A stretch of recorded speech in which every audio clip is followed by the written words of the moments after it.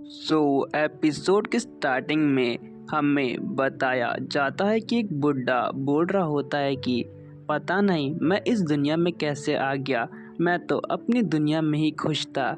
जब वो ये सब बोल रहा होता है तभी वहाँ पर एक लड़की आती है और कहती है कि मिस्टर सीओ, क्या आप ठीक हैं? मेरी मदन ने आपके लिए कुछ खाने को भेजा है। जो वो बुड्ढा होता है वो कहता है शुक्रिया।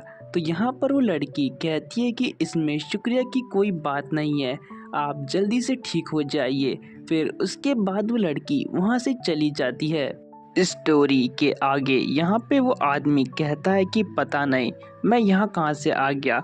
मैं जो अर्थ पे था वो वहीं बहुत ज़्यादा खुश था, और यहाँ पर जो बुढ़ा है वही ये सब बोल रहा होता है। वो बुढ़ा बताता है कि 50 साल पहले पता नहीं मैं अचानक से इस दुनिया में आ गया और मैं आज तक ये चीज़ें झेल रहा हूँ। फिर सीईओ हमें अपने पास्ट के बारे में बताता है। यहाँ पर हम देखते हैं कि सीईओ और जो उसके कॉलिग्स थे वो अचानक से जो कार में जा रहे थे, लेकिन फिर हम देखते हैं कि वहाँ पर एक लैंडस्लाइड हो जाता है, और जब सीईओ की आँख खुलती है तो वो एक अजीब सी दुनिया में था। सीईओ बताता है कि जब उसकी आँख खुली तो उसके सामने एक बड़ा भेड़िया और साथ ही साथ बहुत बड़े बड़े अजीब से जानवर थे, जैसे कि दो सर वाला सांप और ऐसे लोग जो हवा में उड़ सकते थे और उन्हें भगवान की तरह देखा जाता था। स्टोरी में आगे सीओ बताता है कि भले ही ये सब अजीब था, लेकिन बाद में मुझे पता चला कि मैं एक नोवेल के अंदर आ चुका हूँ जिसका नाम जियान जिया था। ये नोवेल मैं रोज पढ़ा करता था और अब हम सब इस नोवेल के अंदर फंस चुके। सीईओ यहाँ पे बताता है कि जो मेरे कोवर्कर्स थे वो बिल्कुल एक अच्छी ज़िंदगी जीने वाले थे, लेकिन सिर्फ उनमें से मैं ही एक था जिसके साथ बहुत बुरी चीज़ें होने वाली थी। यहाँ पर सीईओ बताता है कि जो अपर वर्ल्ड के जो लेजेंड्स थे उन्होंने जो मेरे कोवर्कर्स थे उनका टैलेंट देखा और उन्हें अपने साथ ले गए, और बाद में मुझे पता चला कि वो उनको स्काई में अपने साथ ले जा चुके हैं और पीछे सिर्फ हम दोनों ही बचे। डायरेक्टर किम और मैं सिर्फ दोनों ऐसे पर्सन थे जिनको बिल्कुल यूज़लेस माना गया। हम दोनों ने फिर अपनी नई जर्नी स्टार्ट करी। फिर यहाँ पे डायरेक्टर किम ही मेरे साथ आखिरी तक रहे।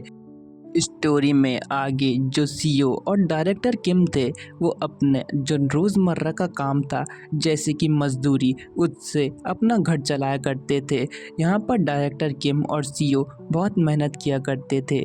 एक तो पहले ही उनको यहाँ के बारे में कुछ नॉलेज नहीं थी, उल्टा उनके पास कोई टैलेंट भी नहीं था। फिर हमें 6 महीने बाद का सीन दिखाया जाता है। यहाँ पर सीईओ बताता है कि डायरेक्टर किम को एक बुक मिली जिससे कि उन्होंने मार्शल आर्ट सीखा, और वो मार्शल आर्ट में इतने होनहार बन गए कि वो यहाँ से मुझे अकेला छोड़कर जाने की कोशिश करने लगे। यहाँ पर जो डायरेक्टर किम थे वो बहुत पावरफुल हो चुके थे और उन्होंने इसीलिए जियांग जाओ को छोड़ दिया और साथ ही में मुझे भी पीछे छोड़ दिया। मेरी इसमें कोई गलती नहीं थी, लेकिन क्या करें, जो एक ताकतवर है वो कभी एक कमज़ोर के साथ रहना पसंद नहीं करता। लगता है कि अब मेरा अंत करीब है। मैं बहुत साल तक इस गलतफहमी में रहा कि मेरे अंदर भी कुछ स्पेशल होगा, कि मैं भी कुछ कर सकता हूँ, इसीलिए मैं इस दुनिया में आया हूँ। लेकिन वो सब बस मेरा एक सपना था। मैं बस ऐसे ही यहाँ पर अपनी ज़िंदगी काटता रहा। मैंने 50 साल इतनी हार्डशिप में काटे और लास्ट में मैं सिर्फ एक बुढ़ा हूँ जो एक ज़ुकाम से मरने वाला हूँ। मैं अर्थ से आया था, लेकिन अब पता नहीं मैं यहाँ कैसे फंसा और मेरी जो लाइफ है वो इतनी टफ हो गई। यहाँ पर सीईओ ने बहुत सारी चीज़ें करी। उसने अपने रहने के लिए घर ढूंढा, यहाँ की लैंग्वेज सीखी, और साथ ही साथ उसने यहाँ पैसे कमाने के लिए सोप का इन्वेंशन करा। लेकिन बेचारे के साथ बिल्कुल अच्छा नहीं हुआ, क्योंकि जो उसका सोप था उसको किसी ने चुरा लिया और उसी के सामने उसका जो सोप था वो बाकी लोग भी बेचना स्टार्ट कर चुके थे, इसलिए उसे इस मार्केट से निकाल दिया गया। और लास्ट में जो सीईओ था वो एक ऐसे ही यूजलेस पर्सन बन के रह गया। यहाँ पर जो बेचारा सीईओ है वो बहुत टूट जाता है। यहाँ पर सीईओ कहता है कि मैं अब कुछ नहीं कर सकता, मुझे सिर्फ अपनी मौत का इंतज़ार है। अब मेरे अंदर इतनी भी एनर्जी नहीं है कि मैं अपनी आंखें खोले रख सकूं। पता नहीं मुझे क्यों सेलेक्ट किया गया, जबकि मैं इतना स्पेशल नहीं था। तो इसमें मुझे यहाँ लाने की क्या ज़रूरत थी। मुझे बेफालतू में ही इतनी हार्डशिप झेलनी पड़ी। चलो, अब लगता है कि जो मेरे मरने का समय है वो पास आ चुका है। यहाँ पर सीईओ आगे कहता है कि अगर मेरे पास कुछ और अपॉर्चुनिटीज़ होती तो शायद मैं कुछ और कर सकता था। और लास्ट में सीईओ यही कहता है कि अपॉर्चुनिटीज़, और इसी के साथ जो सीईओ की आंखें हैं वो बंद हो जाती है। लास्ट में सीईओ यहाँ पे कहता है कि लगता है कि जो मेरी मौत थी वो इसी तरह लिखी गई थी। और यहाँ पर तभी उसके सामने एक रोशनी आती है और जो सीईओ है उसकी आंखें अचानक से खुलती है। भाई, हर मानव में सेम चीज़ होती है। यहाँ पर जो सीईओ है वो रीइंकार्नेटेड हो जाता है। यहाँ पे सीईओ कहता है कि आखिरकार मैं हूँ कहाँ, मैं अर्थ पे वापस आ चुका हूँ क्या।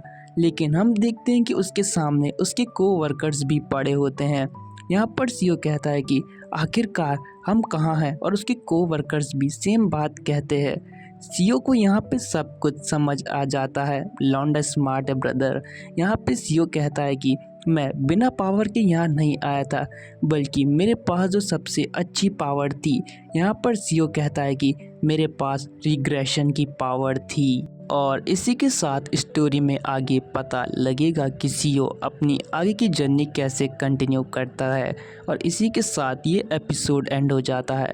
Thanks for watching and stay tuned with our channel. Bye guys.